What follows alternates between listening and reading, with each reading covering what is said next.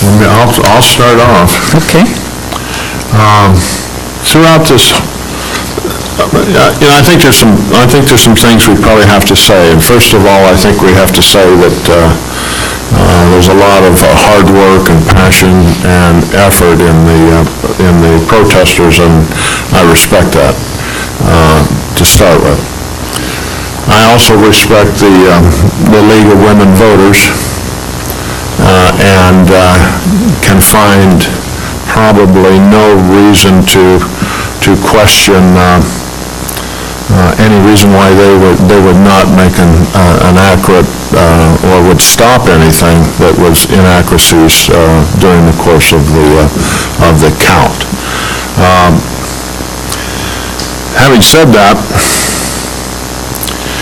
during this whole process, I have heard on several occasions from the majority of people that the objection was not to the fact that we needed a rate increase, but the objection was to the procedure or loan or those kinds of things. And as District Council indicated at the start of this, we do have some options as to what we do here. And I would like to think that there's a compromise area here that we can all have some benefit out of, and maybe bring some of this to lower some of the tension and the passion that's been involved.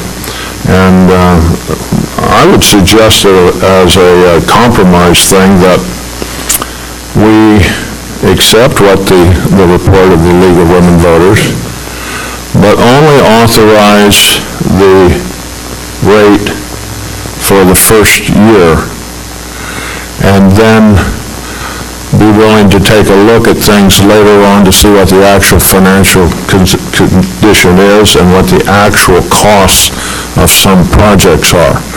I would also like to think that we would not go for an all-encompassing type of a financing method, but to bring each project forward, to vet that project, to make sure it's a project that's appropriate for this community, and to look at every funding possibility for that, and do that as a concession to probably half the community who objected to the procedure or the loan process.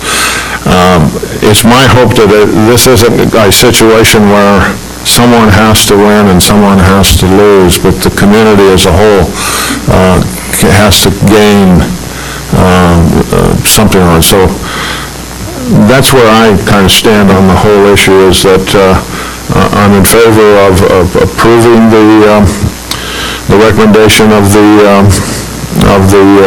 League of Women Voters, but I'm only in favor of doing a one-year loan. And then after we finish that, I'm also in favor of us, of course, releasing under the Public Records Act anything that needs to be released.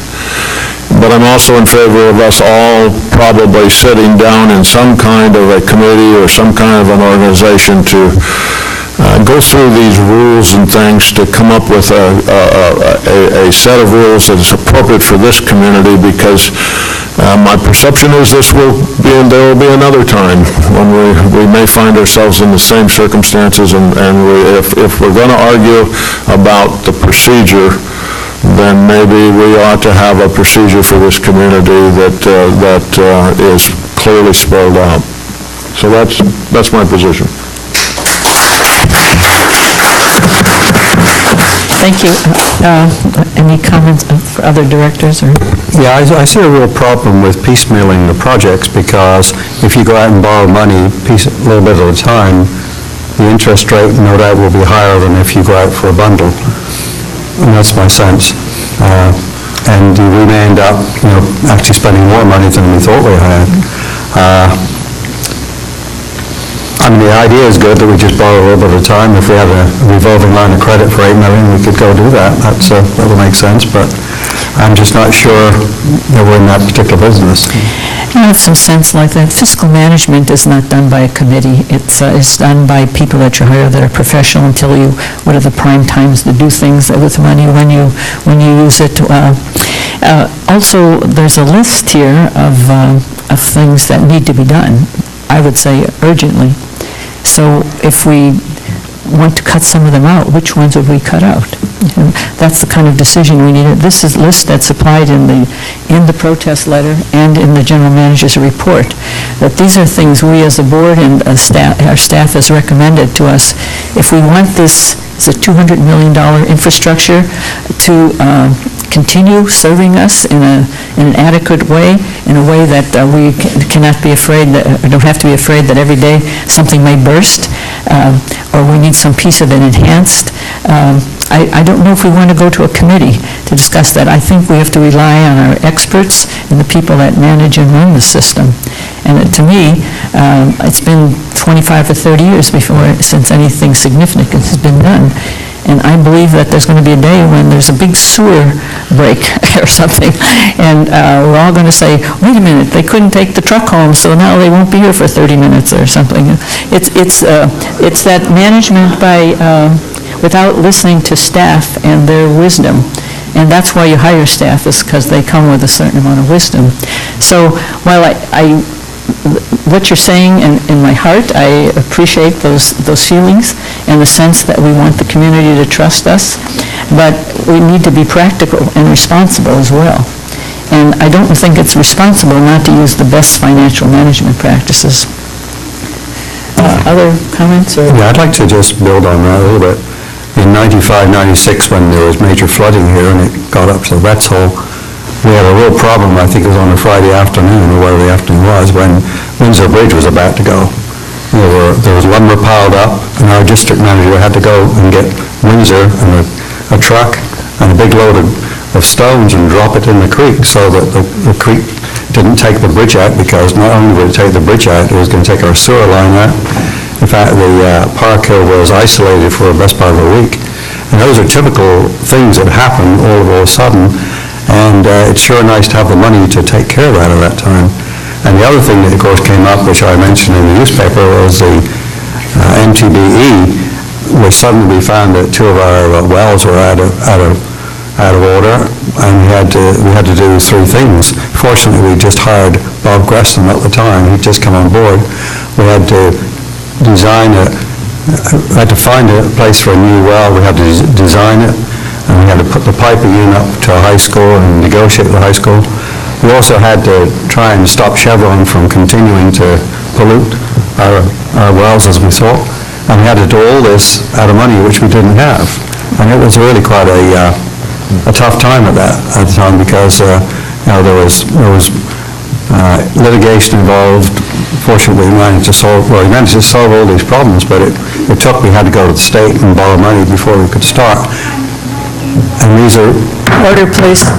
We'll have to clear the room. And these are things which I'm familiar with because I was here, and I don't want it to happen again. And the sewer leak that was discussed, the probable sewer leak is very real.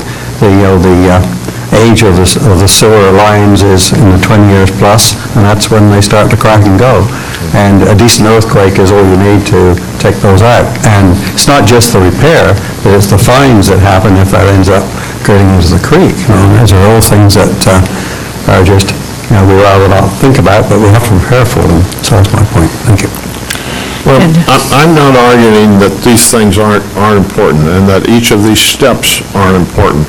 And maybe we can group them into priorities. Like, I thoroughly believe that the Stewart Street tank and the rodeo ground pumping stations are priorities that need to be taken care of as soon as possible. But we actually don't have the exact engineering estimates yet on those projects. And so we don't, I don't want to see us just simply enter into a big financial commitment and pay interest on something till if we don't know what it is. Now, if we don't actually need parts of this money for a couple of years, maybe the interest we would pay on it for holding it immediately would be would be more than what it might, a interest increase on part of it might be a year and a half from now. So I don't know that we're necessarily, even if we had the higher interest rate a year and a half from now, it might be we wouldn't be paying interest on, say, half of this for that period of time. I'm a firm believer that we need some reserves and keep those reserves in there and build those reserves up. I just think that in this particular circumstances that we've gone through here, and I like Mr. McKinnon's statement about going very cautious and going very slowly, and taking into account the fact that a lot of people were upset about not the rate increase, but the procedures around it and the funding of it. And I think we have to, even though it's 49.9%, or if undisputed, or the disputed amount by 51.1%, I still think that's a significant number of people telling us something, and we need to listen. I couldn't agree more. I couldn't agree more with that. I'd just like hopefully that you would qualify your thinking that we've got to use best management practices and we have to trust our staff. And so yes, cautious, slow, maybe. It depends on what the needs are, where the urgencies lie. But I believe we need to go forward with the plan that we've constructed, and recognize that there's 51% of the people who do want us to do that. They didn't comment. Well, I suppose there's some apathy, but in general, we have to accept the fact that 50 plus one household in town says, go for it. Do what you said you're going to do. And to me, that's the way elections run in a democracy, 50% plus one. And that's what was gained here. Director Funky Lubin, uncharacteristically quiet. Let's hear. Not anymore. All right, let's hear. I'd like to state why I think that Director Clift's position is excellent and why I support it. And I also want to read again, for the public benefit, an email that I just received from Director Sanders. It's very brief, but it's going to help explain why I agree with Director Clift. Dear fellow board members, as I announced at last month's board meeting, I cannot attend the August 21 meeting of the board. My vacation plans were made before the board meeting date was moved from August 28 to August 21. I would, however, like to express my thoughts on the proposed water and sewer rate increases that have been placed on the agenda. I strongly recommend that the board take a measured approach to water and sewer rate increases by enacting only the recommended first-year increases at this time. I also recommend that before any further rate increases are enacted or staff time spent on the proposed loan, the board direct the staff to refine the estimated costs of the various capital improvement projects that have been proposed, with priority given to the Stewart Street Tank and Rotary Grounds pump replacement projects. The refined numbers are necessary so the board can, with confidence, keep any further rate increase and loan to the minimum necessary. Thank you for considering my recommendations. Greg Sanders.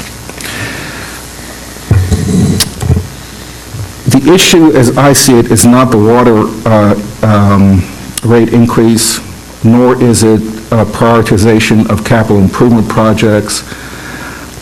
There's a more overriding fundamental issue, and that is communication and the spirit of this town. It's fractured. And if the price of harmonizing the town is to pay a little bit more on a loan next year, to me, that's a pittance if we can recapture what this town is all about. Anyone who does not feel the tension doesn't really live in this town. I don't like the feeling that I've been feeling the last year or so. And we have to destroy that, that feeling. It's bad. It's not what this town is all about. I think Mr. McKinnon's cautious approach, and Director Cliff's and Sanders' suggestion is excellent, because what it does, it accomplishes what we agreed to do before, and at the same time recognizes dissatisfaction with a significant, whether it's 49, 48, it doesn't really matter. There's a significant amount of people in this town who are dissatisfied. And that gives, so this period of time will give them an opportunity to review the procedures. And if there's anything wrong, as I told one of my constituents who contacted me by email, we'll take appropriate steps to redress it. But we need to recognize that we're not communicating. This is kind of like a family. And you know what every one of you knows who has a family knows what I'm talking about. There's some things we just don't talk about. And for some reason, we don't want to talk about what the real issue in this town is. It's communication. Now, in that vein, please, if I can ask for your cooperation, I don't want to be called a criminal anymore. I don't want to be called secretive and punitive anymore. I don't want to be accused of engaging in secret deliberations anymore. I don't want to be accused of being dishonest. I don't want to be accused of foisting a conflict upon the community. I just really would appreciate that. I try to kind of slough that off. God knows in my business, I'm kind of used to it. But after a while, when it hits so close to home, it doesn't really do anybody any good. The 12% first year is excellent. It accomplishes what we want to accomplish. So I just think that's the way to go. And with Director Cliff, I'm not going to comment any further on that. Now, the problem that I see is that Director Cliff and I are going to be in one position, and it looks like Director Chaldecott and Coburn are going to be in another position, unless my eloquence Why are you is... making such assumption? Well, I don't, maybe, I was just going to say, maybe my words will convince one of the two to follow us. But I don't think there's any harm. The only downside in going in the approach suggested by Director Sanders and Cliff is that it might cost us more. But I urge my colleagues to consider that I'd rather pay more, just like we're paying for the 218 process, but it makes our community stronger. So if we pay more for a loan because interest rates are going to be higher next year, that's something that we as a board, that's why we get paid the big bucks, so we can make these tough decisions. And I think that that's a decision that the political will of this community wants us to make. That's the only downside that I see. We continue full steam ahead. This is a can-do board. So I think I've said all that can be said. Thank you.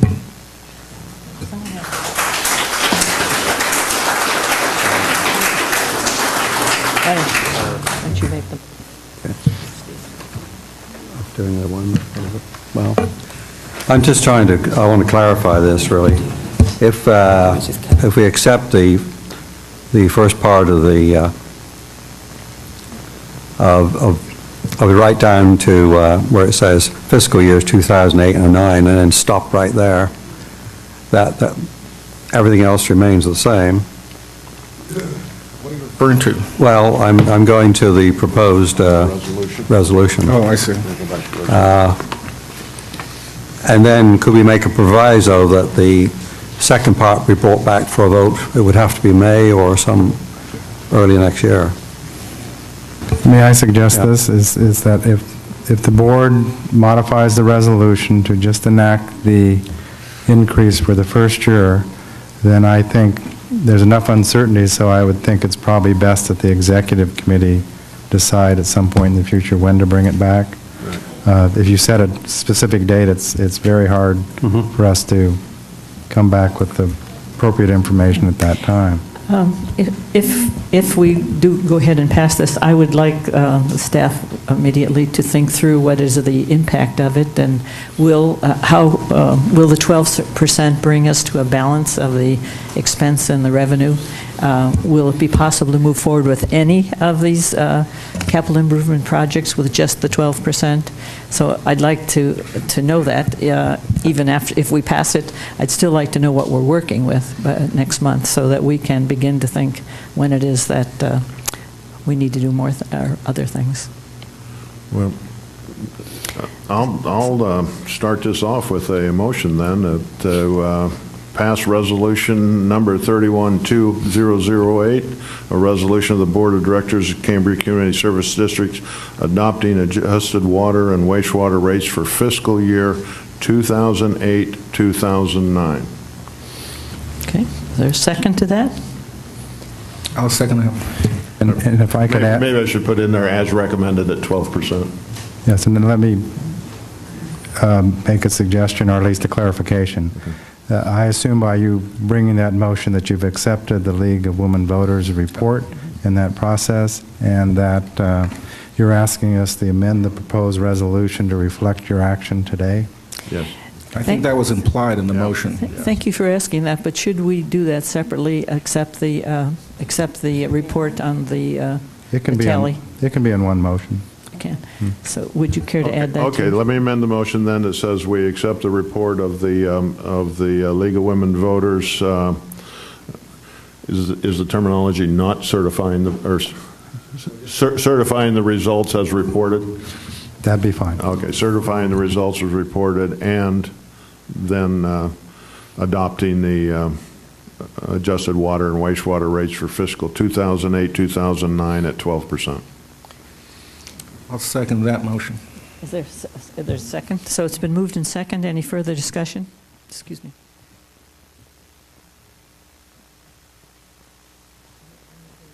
Comments or questions? Staff? Okay. I just want to be certain that this doesn't just go away, that we revisit the thing as soon as possible. Yeah, we'll have to do the work, but yeah, we'll do the analysis and work with the Executive Finance Committee. Do we need to add that to the motion that the No, I think... Executive Committee? Since this was not part of what was originally planned for, and you've asked for a report back, it's going to come back what the impact of this is, and with further recommendations at that point. Okay, so, all right. Thank you. All right, if there's no further comments, all in favor say aye. Aye. Aye. Opposed? None. So that's 4. The motion carries with 1 absent.